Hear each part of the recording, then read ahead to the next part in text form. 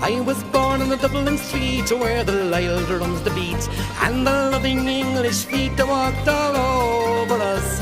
And every single night when we danced.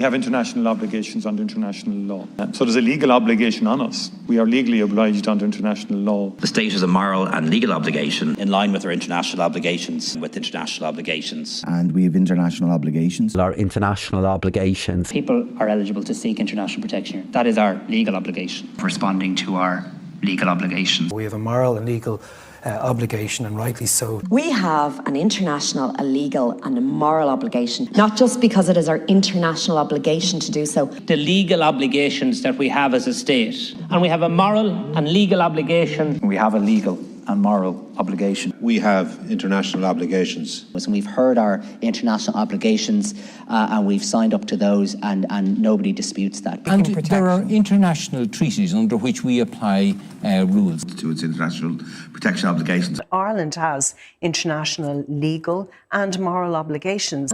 And we have international legal obligations. We have a legal, moral and cultural obligation. We are not meeting our international obligations. We are not meeting our international obligations. To meet our international obligations. Ireland has not only an international legal obligation, but we also have a moral obligation. And have to be processed and have legal obligations to do that. And again, we have international legal obligations. Our international obligations. Rising to our moral obligations. Of course you have an obligation to afford international protection. We all know that.